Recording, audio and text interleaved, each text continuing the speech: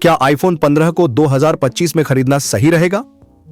अगर आपके दिमाग में भी यही सवाल घूम रहा है तो यह वीडियो आपके लिए है, क्योंकि 2025 में आईफोन 15 की कीमत अगली सेल में लगभग 50,000 तक पहुंच सकती है और इस दाम पर यह आईफोन एक अच्छा सौदा बन सकता है।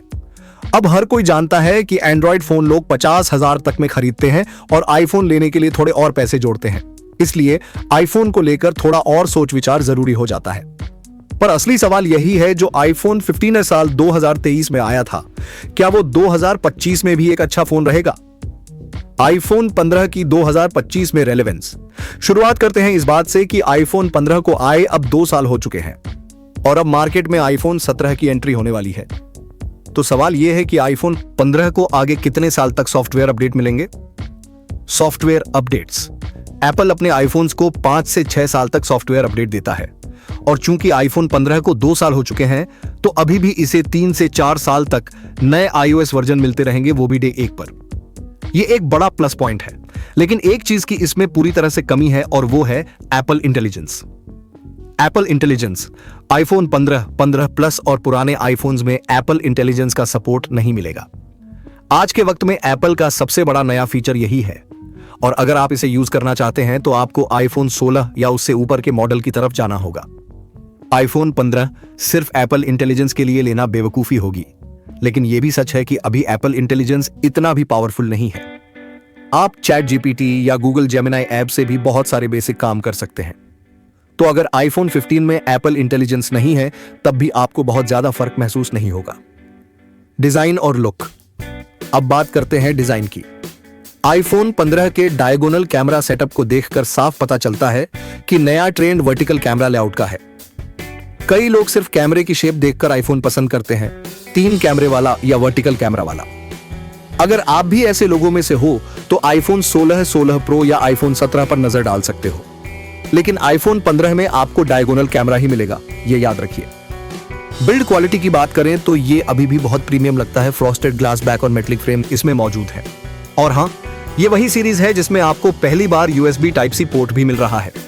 USB Type-C port. अगर आप आईफोन 13 या उससे पुराने किसी मॉडल से अपग्रेड करने की सोच रहे हैं तो आईफोन 15 पर आना समझदारी है।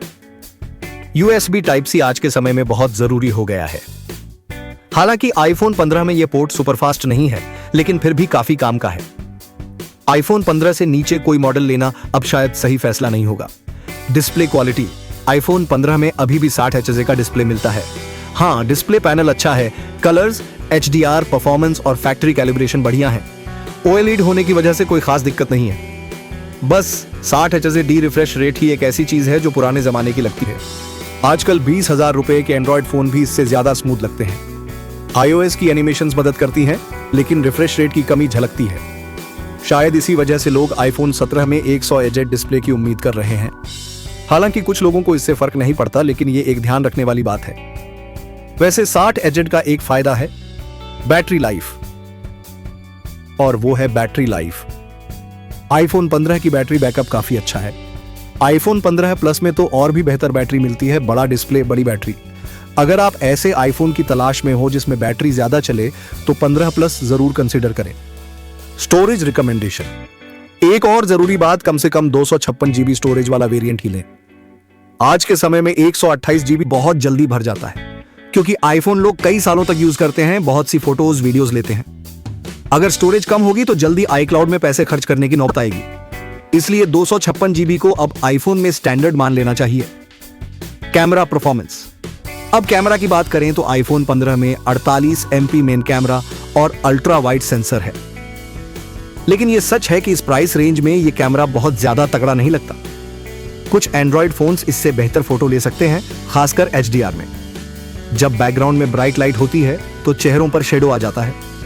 लो लाइट और नाइट मोड में भी लेंस फ्लेयर की दिक्कत दिखती है।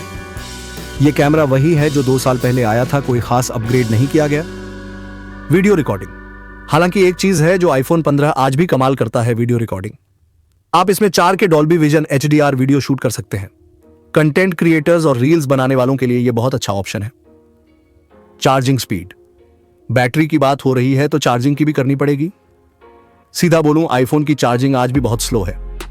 सैमसंग और यहां तक कि टेक्नो, इन्फिनिक्स जैसे ब्रांड्स भी आईफोन से ज्यादा तेज चार्ज होते हैं।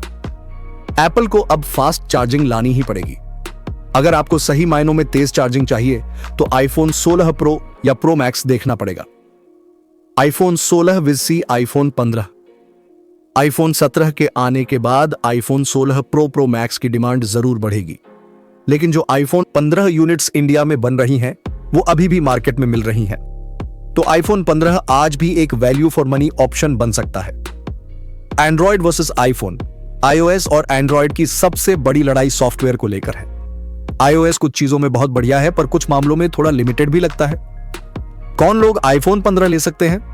अगर आप पहले से आईओएस यूजर हो, आईपैड, मैकबुक वगैरह यूज करते हो, तो आईफोन लेना आपकी एप्पल इकोसिस्टम को और बेहतर बनाएगा। अगर आपके दोस्त या फैमिली में आईफोन यूज करने वाले लोग हैं तो आप भी कंसीडर कर सकते हो। लेकिन अगर आप विंडोज यूजर हो और एंड्रॉयड से आईफोन की तरफ स्विच करने की सोच रहे हो तो मैं कहूंगा रुको।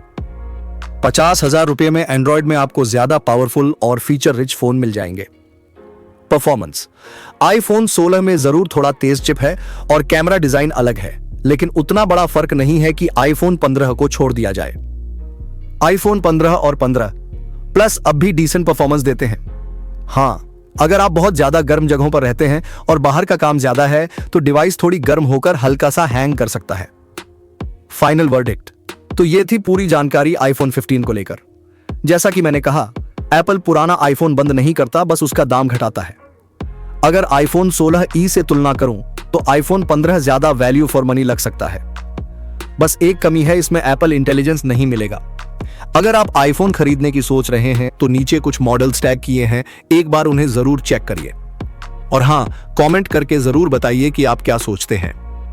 वीडियो देखने के लिए धन्यवाद। अगली बार फिर मिलते हैं। मेरे चैनल को सब्सक्राइब करना मत भूलिएगा। Review ZX signing off. Bye bye.